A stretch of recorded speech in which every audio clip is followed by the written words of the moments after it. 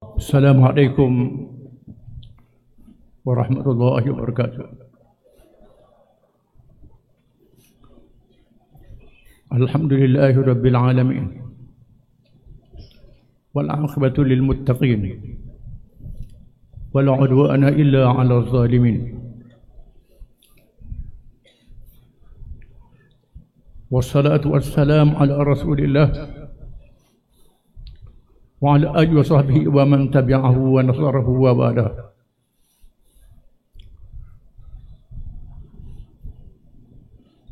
A'udzu billahi minasy syaithanir rajim. Ya ayyuhalladzina amanu isbiru wasabiru warabitu wattaqullaha la'allakum tuflihun.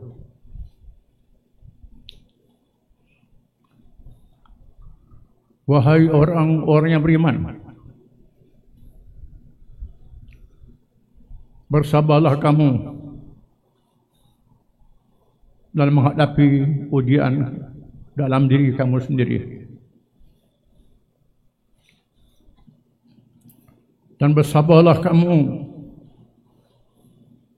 di medan perjuangan menghadapi musuh-musuh kamu, dan bertugaslah kamu di mana kamu diletakkan, dan bertakwa kepada Allah supaya kamu mendapat kemenangan.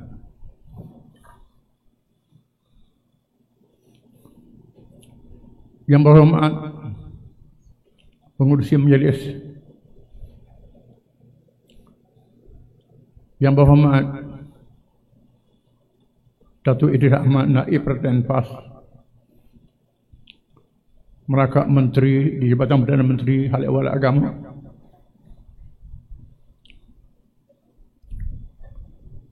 Yang Berhormat Datuk Sanusi Imam Anor, Ketua Pengarah Pilihan IPAH Pusat, Merakak Menteri Besar Negeri Kedah Darul Aman,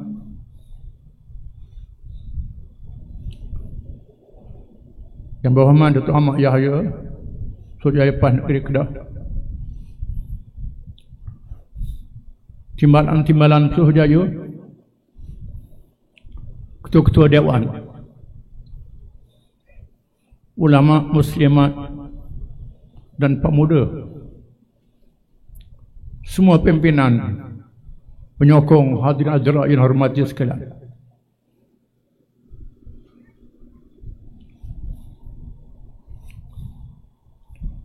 Ayat yang saya baca tadi penutup surah Al-Imran, surah yang disebut di dalamnya peristiwa Badar dan peristiwa Uhud, peristiwa besar dalam sejarah Islam. Peristiwa Badar, orang Islam dapat kemenangan dalam jumlah yang sedikit dengan pertolongan Allah. Adapun Uhud, mereka diajar oleh Allah Ta'ala, ditarbiyah. Apabila mereka salah langkah, tidak mengikut arahan Nabi SAW,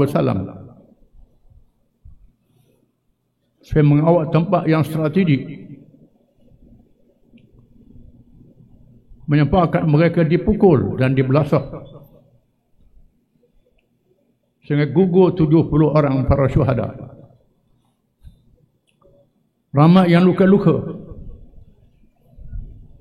termasuk diri Nabi SAW.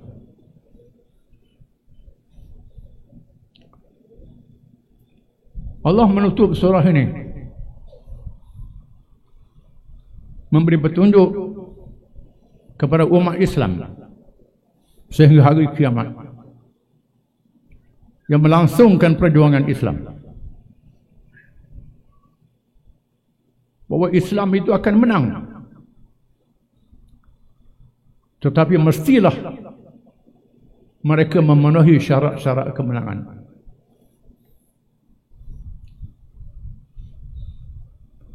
Tidak cukup mereka beriman sahaja, percaya sahaja pada Islam.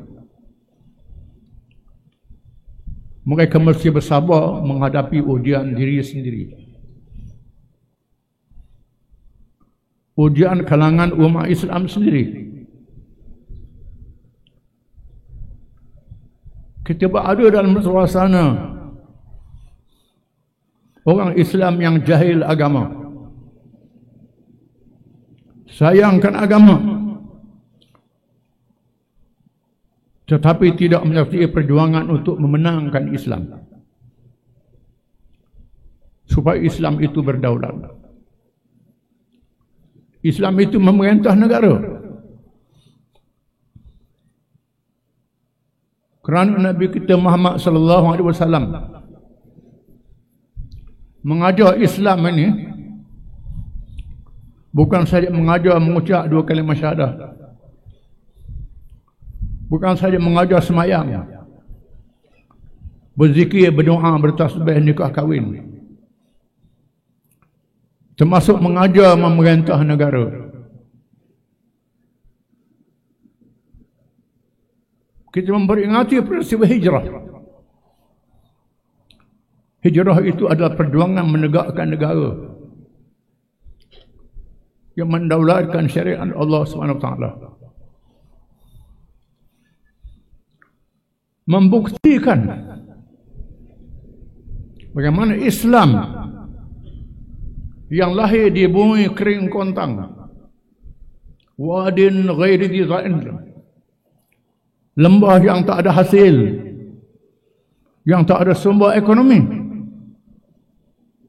di Mekah yang terpencil, Allah memerintah Ibrahim meletakkan putranya Ismail untuk melahirkan Nabi akhir zaman Muhammad sallallahu alaihi wasallam.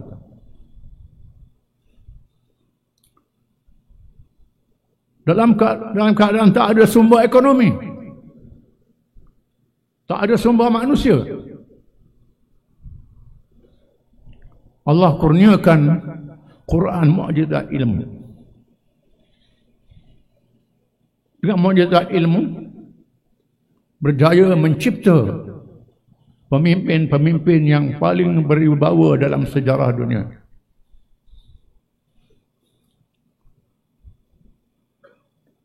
Menegakkan negara masyarakat majmuk di Madinah.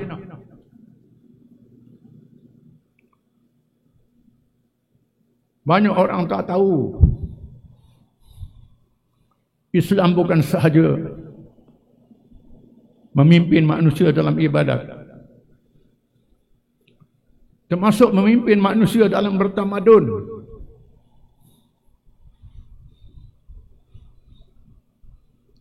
Orang Islam dahulu yang buat hospital, ketika Eropah tak kenal hospital.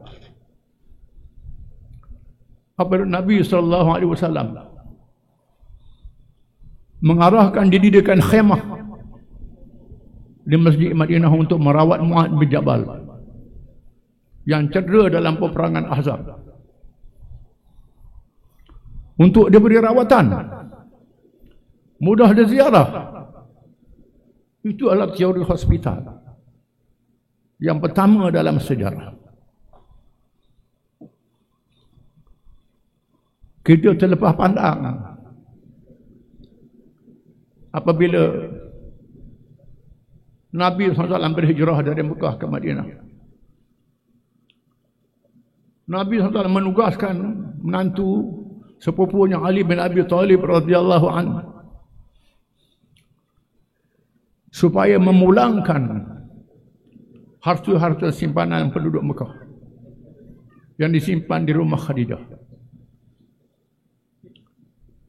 Di sini menunjukkan rumah Khadijah adalah bank simpanan, tempat orang simpan duit, simpan harta,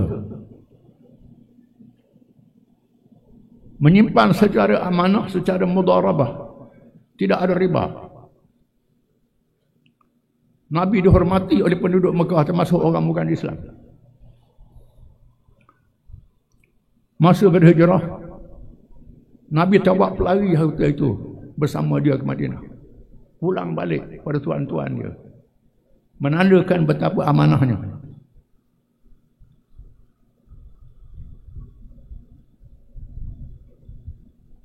Projek yang pertama bila berhijrah ke Madinah ialah mendirikan masjid dan mendirikan pasar Madinah.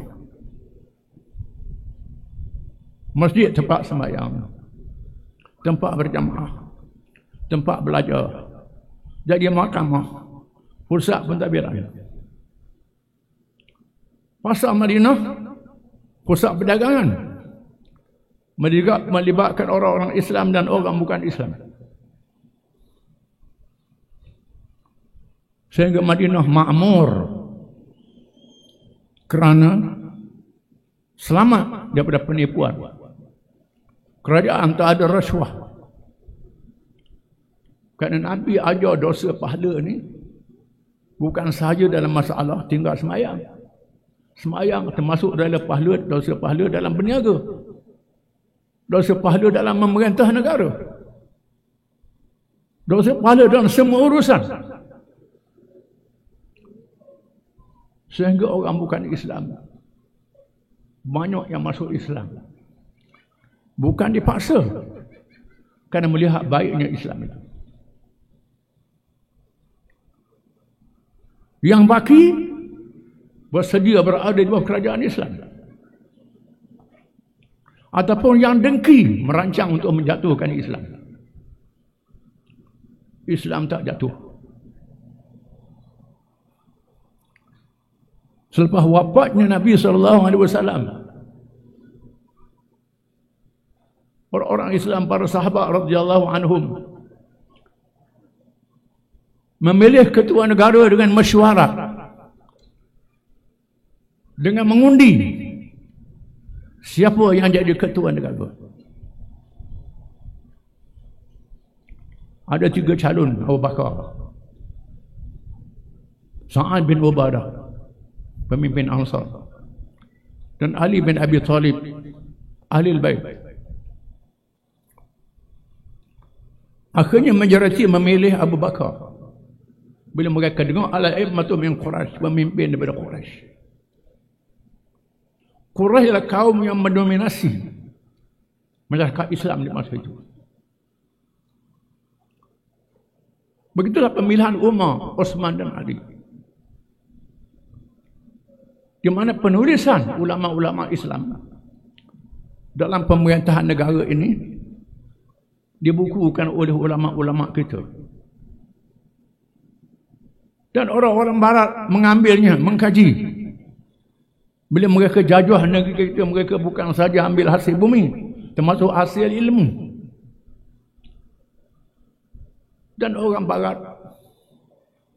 tak tahu nak pilih ketua negara, melainkan revolusi. Revolusi England, revolusi Perancis, revolusi Rusia, revolusi Amerika, mengorbankan juta manusia. Bila tak puas hati dengan kerajaan, nak pilih kerajaan baru, perang. Orang Islam tidak, secara syurah. Sehinggalah mereka mengkaji kitab-kitab fiqh politik Islam, maka berlakulah pembaharuan dalam demokrasi barat. Cuma mereka pisahkan agama. Tak ada agama dalam politik. Itu kelemahan. Tak ada dosa pahala. Ini berlaku kelemahan.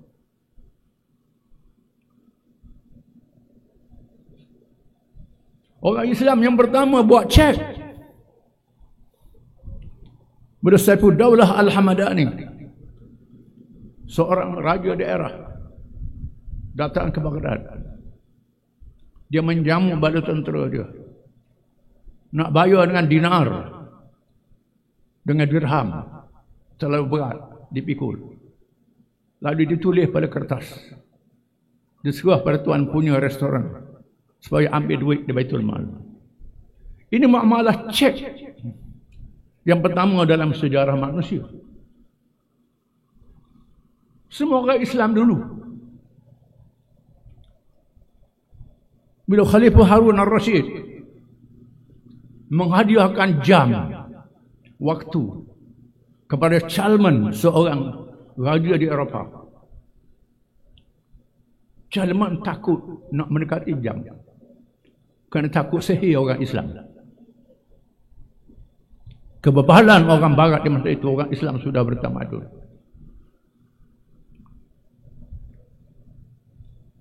Malangnya kita menghadapi orang Islam yang jahil agama. Tak tahu agama dia sendiri. PRU ke-14 pilih orang bukan Islam jadi wakil rakyat. Pilih orang liberal jadi wakil rakyat. Berlaku kerajaan yang kacau bilau. Kerajaan Pakatan Harapan. Yang lebih teruk pada UMNO. UMNO ada masalah. Tapi PH lebih mencabar Islam. Mencabar perlembagaan. Mencabar raja-raja. Gejala-gejala menghina Islam. Ini kerana kejahilan orang Islam. Kita mesti bersabar menghadapi kejahilan orang Islam. Alhamdulillah, di Kedah, di Kelantan, di Terengganu masih ada pengajian-pengajian agama. Tapi Pantai Barat kurang pengajian agama. Dengan sebab itu sokongan PAS lebih kuat di negeri utara dan negeri Pantai Timur. Tapi belum mencukupi. Khususnya pengundi-pengundi Buddha. Khususnya selepas serangan pemikiran. Orang Islam banyak jahil agama dia sendiri. Khusus dalam ilmu politik Islam. Kita perlu sabar menghadapi orang Islam sendiri. Dan sabar menghadapi lawan musuh kita. Musuh-musuh Islam menggunakan media sosial, menggunakan segala jentera, mencari yang mereka fikir kelemahan-kelemahan Islam untuk disebarkan, untuk menghina Islam. Sangat menyakitkan hati kita. Memang panah hati bila kita baca ini. Itu kerja mereka. Tapi Allah Ta'ala kata, wasabiru, dan bersabarlah kamu menghadapi musuh-musuh kamu. Allah Ta'ala beri pahala pada kita dengan sebab kejahatan musuh. Bukan amalan kita saja. Dia tolong beri pahala kat kita. Kita perlu bersabar. Mereka mencari setitik kelemahan, diperbesarkan. Seorang ustaz buat salah, jadi berita besar. Padahal yang tak ustaz, lebih ramai lagi buat salah.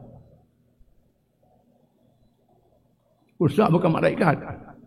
Tapi segala jadi besarkan. Yang rasuah semua orang Islam. Tukang bagi rasuah, siapa dia? Tak disiarkan orang yang bagi rasuah. Yang bagi rasuah, tokoh-tokoh besar. Tak ada senaraikan.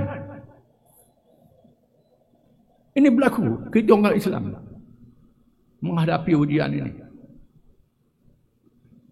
Kita tak napi ada orang kita kelemahan-kelemahannya jadi sasaran musuh-musuh. Mereka merancang apa cara saja untuk menipu, gunakan kekerasan untuk menghalang kita menang.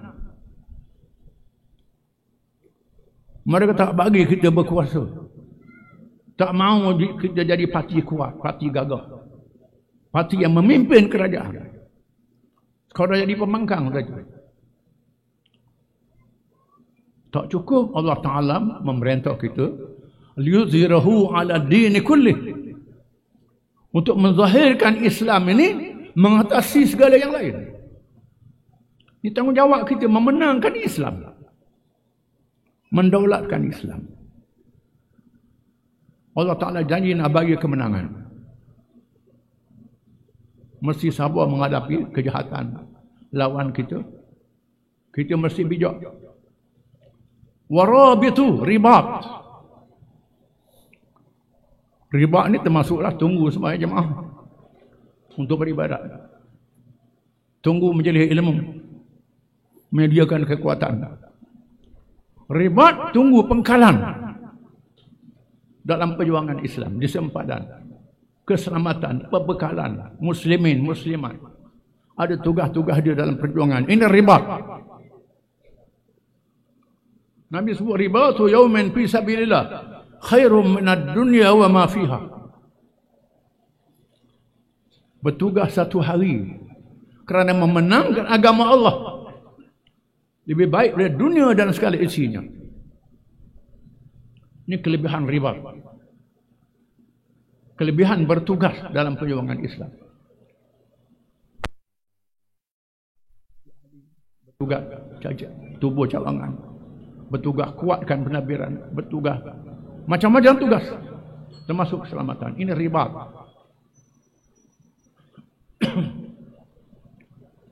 Disebut dalam hadis, ainani la tamassuhuma an-nar, ainun batat fi sabilillah wa ainun bakat min khasyatillah.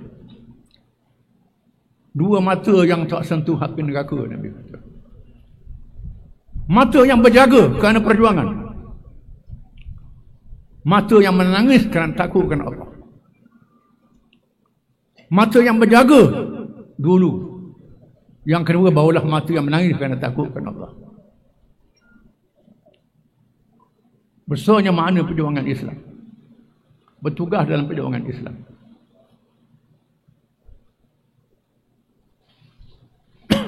La yajtami' ghubarun fi sabilillah ma'a nari jahannam.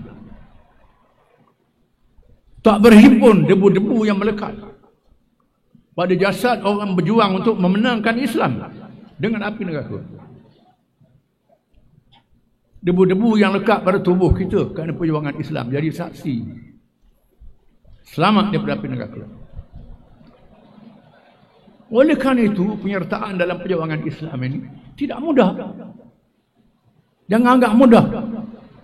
Mereka yang Tuhan pilih saja, yang tak tahan lari, tak sabar lari. Mereka yang sabar saja. Dengan sebab itu sumbangan sabilillah 700 kali ganda. Sumbangan sedekah biasa 10 kali ganda. Kenapa sumbangan sabilillah 700 kali ganda? Sumbangan sedekah 10 kali ganda. Sedekah kita nampak yang kita beri sedekah tu orang buta, orang tepak, orang utuh. Tapi yang berjuang sabilillah ni nampak dia segar, dia gagah. Ada kereta pula bagi duit kat dia. Apa nak jadi tak tahu. Berbagai-bagai timbul was-was dalam hati. Ini ujian. Tapi sumbangan sabilillah 700 kali ganda.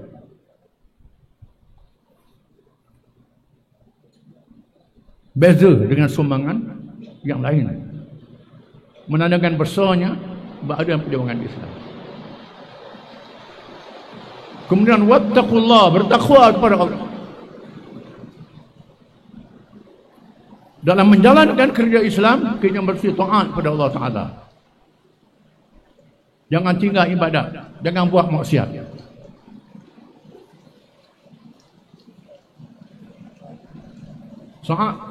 Sayyidina Umar bin Khattab radhiyallahu anhu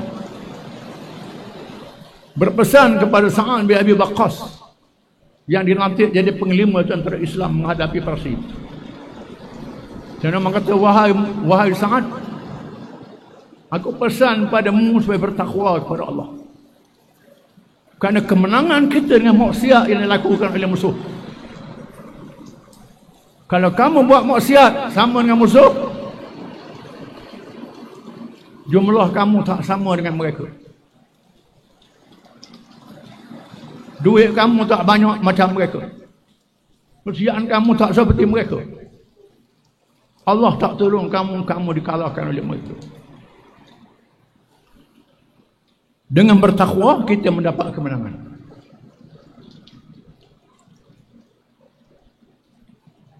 Dan kita mesti bersatu dalam jamaah memperjuangkan Islam. Jangan berpecah.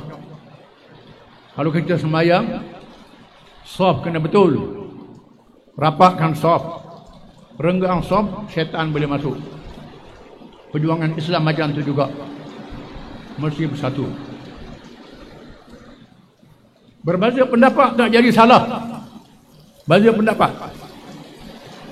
bila dah jadi keputusan, kita terima laksanakan keputusan itu. Ini cara berjamaah. Perang Uhud, Nabi bermesyuarat, buat keputusan lawan musuh di luar Madinah. Tiba-tiba berperang, tewas. Kerana tak ikut arahan. Lepas itu Allah Ta'ala wasawirhum fil amri fa idza azamta fatawakkal 'ala Allah. Wahai Muhammad, bermesyuarat, bertawakal kepada Allah bila jadi satu keputusan. Walaupun kalah, tetapi mesti bermesyuarat untuk menyatukan saf dalam perjuangan. Alhamdulillah, dalam taklimat yang diberi, saya dapati PAS Kedah menjenta-jenta yang sangat mencukupi. Cuma bagaimana kita nak urus jentera-jentera ini supaya berkesan untuk menarik pengundi-pengundi yang seramai-ramainya menyokong kita.